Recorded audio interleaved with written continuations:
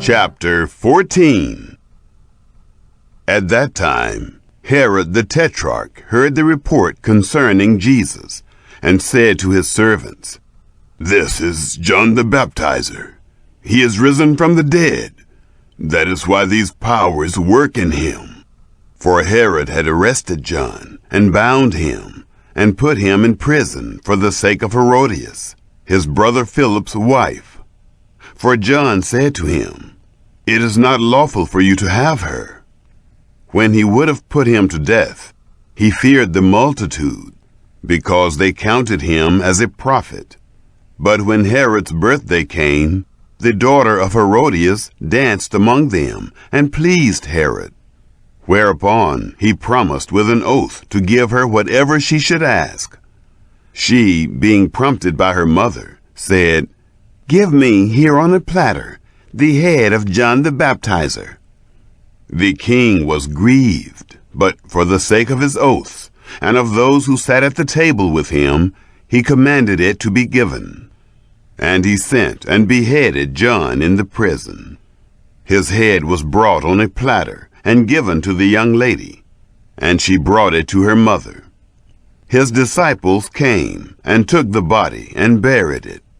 Then they went and told Jesus.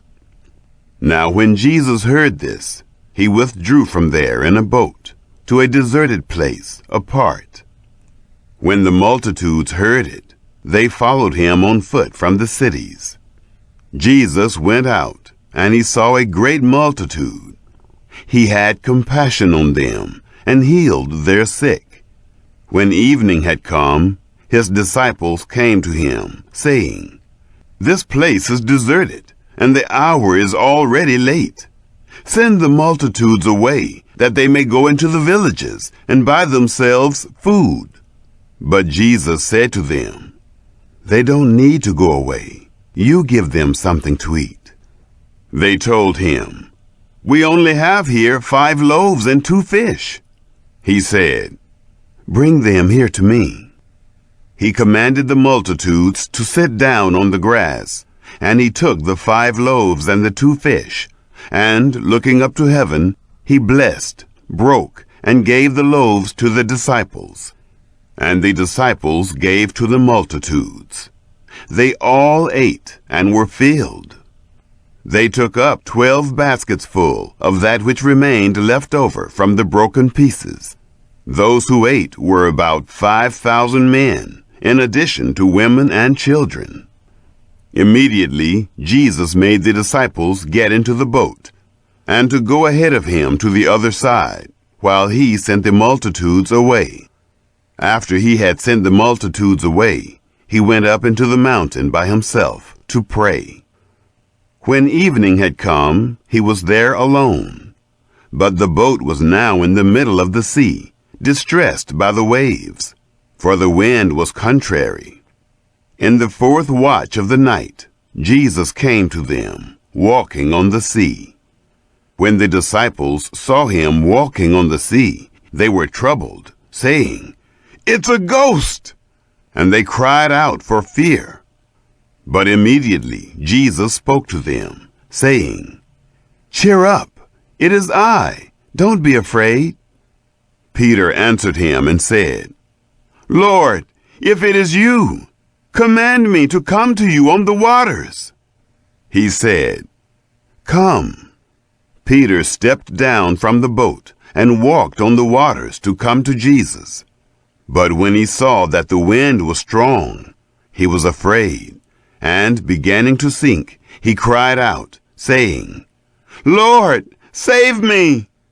Immediately Jesus stretched out his hand, took hold of him, and said to him, "You of little faith, why did you doubt?"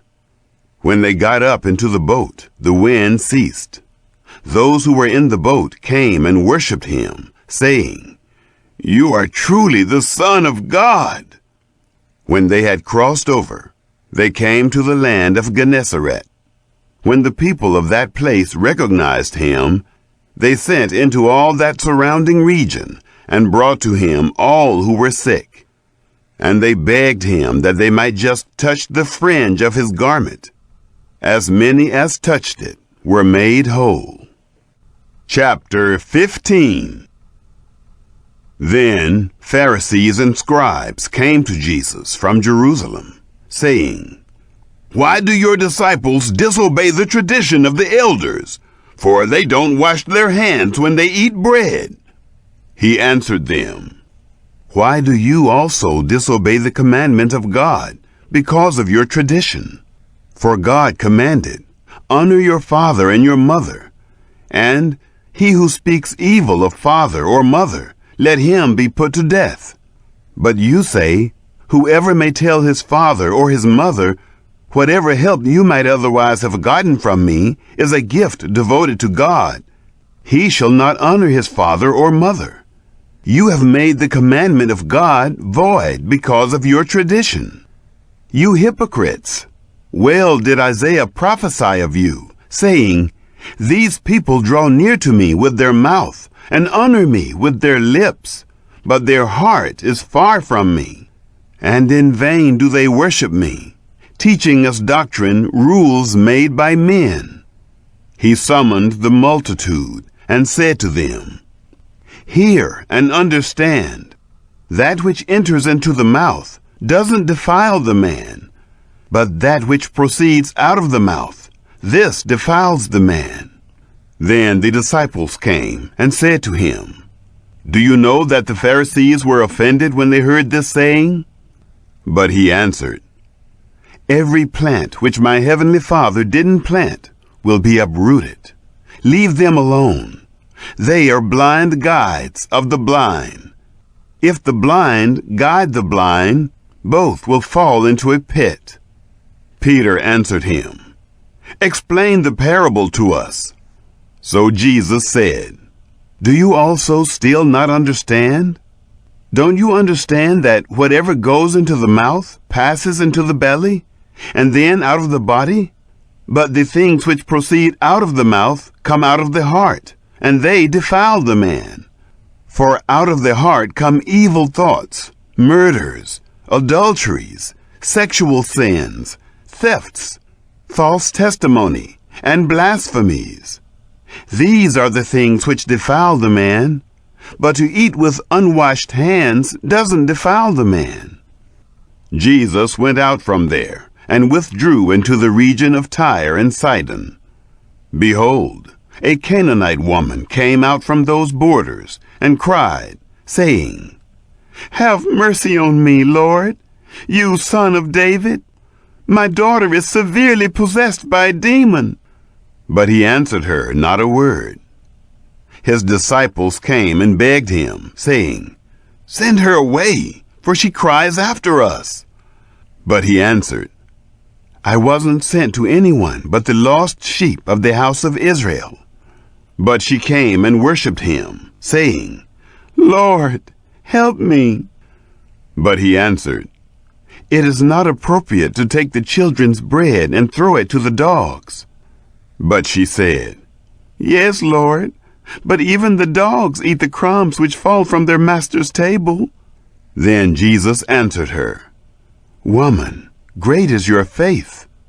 Be it done to you even as you desire." And her daughter was healed from that hour. Jesus departed from there and came near to the Sea of Galilee, and he went up into the mountain and sat there. Great multitudes came to him, having with them the lame, blind, mute, maimed, and many others. And they put them down at his feet. He healed them, so that the multitude wondered when they saw the mute speaking, the injured healed, the lame walking, and the blind seeing, and they glorified the God of Israel. Jesus summoned his disciples and said, "I have compassion on the multitude, because they continue with me now 3 days and have nothing to eat. I don't want to send them away fasting, or they might faint on the way." The disciples said to him, "Where should we get so many loaves in a deserted place as to satisfy so great a multitude?" Jesus said to them, "How many loaves do you have?" They said, 7, and a few small fish. He commanded the multitude to sit down on the ground, and he took the 7 loaves and the fish. He gave thanks, and broke them, and gave to the disciples, and the disciples to the multitudes. They all ate, and were filled. They took up 7 baskets full of the broken pieces that were left over. Those who ate were 4,000 men, in addition to women and children. Then he sent away the multitudes, got into the boat, and came into the borders of Magdala. Chapter 16. The Pharisees and Sadducees came, and, testing him, asked him to show them a sign from heaven. But he answered them, "When it is evening, you say, 'It will be fair weather, for the sky is red.' In the morning, 'It will be foul weather today, for the sky is red and threatening.' Hypocrites! You know how to discern the appearance of the sky, but you can't discern the signs of the times. An evil and adulterous generation seeks after a sign, and there will be no sign given to it, except the sign of the prophet Jonah." He left them and departed. The disciples came to the other side and had forgotten to take bread. Jesus said to them, "Take heed and beware of the yeast of the Pharisees and Sadducees." They reasoned among themselves, saying, "We brought no bread." Jesus, perceiving it, said, "Why do you reason among yourselves, you of little faith, because you have brought no bread? Don't you yet perceive, neither remember the 5 loaves for the 5,000, and how many baskets you took up? Nor the 7 loaves for the 4,000, and how many baskets you took up? How is it that you don't perceive that I didn't speak to you concerning bread? But beware of the yeast of the Pharisees and Sadducees." Then they understood that he didn't tell them to beware of the yeast of bread, but of the teaching of the Pharisees and Sadducees. Now when Jesus came into the parts of Caesarea Philippi, he asked his disciples, saying, "Who do men say that I, the Son of Man, am?" They said, "Some say John the Baptizer, some Elijah, and others Jeremiah or one of the prophets." He said to them, "But who do you say that I am?" Simon Peter answered, "You are the Christ, the Son of the living God."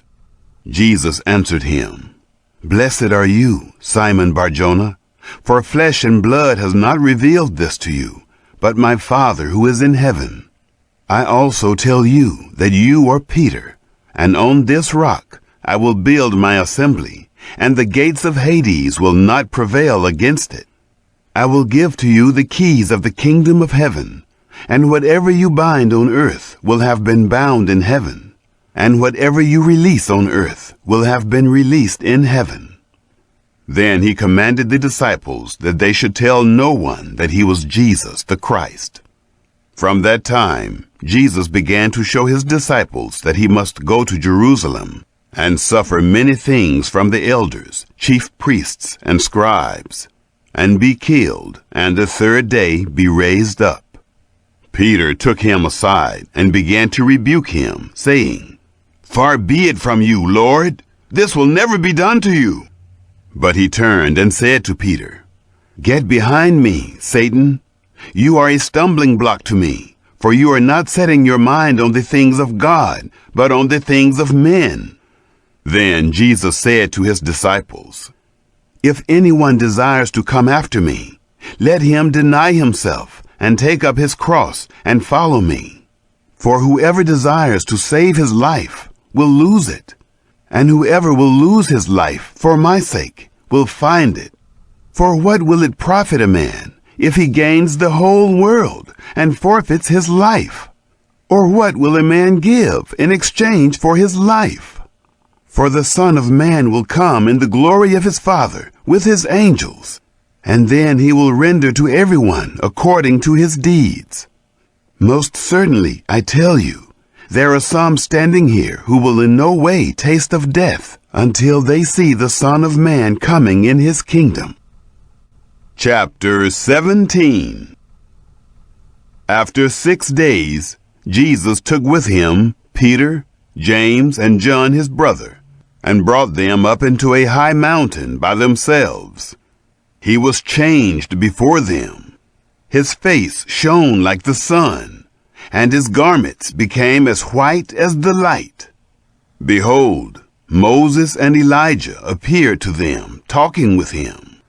Peter answered and said to Jesus, "Lord, it is good for us to be here. If you want, let's make 3 tents here, one for you, one for Moses, and one for Elijah." While he was still speaking, behold, a bright cloud overshadowed them. Behold, a voice came out of the cloud, saying, "This is my beloved Son, in whom I am well pleased. Listen to him." When the disciples heard it, they fell on their faces and were very afraid. Jesus came and touched them and said, "Get up and don't be afraid." Lifting up their eyes, they saw no one except Jesus alone. As they were coming down from the mountain, Jesus commanded them, saying, "Don't tell anyone what you saw until the Son of Man has risen from the dead." His disciples asked him, saying, "Then why do the scribes say that Elijah must come first?" Jesus answered them, "Elijah indeed comes first and will restore all things. But I tell you that Elijah has come already, and they didn't recognize him, but did to him whatever they wanted to. Even so, the Son of Man will also suffer by them." Then the disciples understood that he spoke to them of John the Baptizer. When they came to the multitude, a man came to him, kneeling down to him and saying, "Lord, have mercy on my son, for he is epileptic and suffers grievously. For he often falls into the fire and often into the water. So I brought him to your disciples, and they could not cure him." Jesus answered, "Faithless and perverse generation, how long will I be with you? How long will I bear with you? Bring him here to me." Jesus rebuked him. The demon went out of him, and the boy was cured from that hour. Then the disciples came to Jesus privately and said, "Why weren't we able to cast it out?" He said to them, "Because of your unbelief.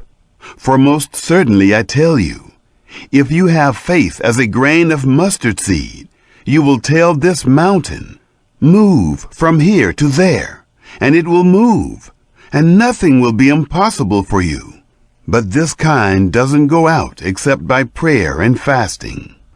While they were staying in Galilee, Jesus said to them, "The Son of Man is about to be delivered up into the hands of men, and they will kill him, and the 3rd day he will be raised up." They were exceedingly sorry. When they had come to Capernaum, those who collected the didrachma coins came to Peter and said, "Doesn't your teacher pay the didrachma?" He said, "Yes." When he came into the house, Jesus anticipated him, saying, "What do you think, Simon? From whom do the kings of the earth receive toll or tribute? From their children or from strangers?" Peter said to him, "From strangers." Jesus said to him, "Therefore the children are exempt. But lest we cause them to stumble, go to the sea, cast a hook, and take up the first fish that comes up. When you have opened its mouth, you will find a stater coin. Take that and give it to them for me and you.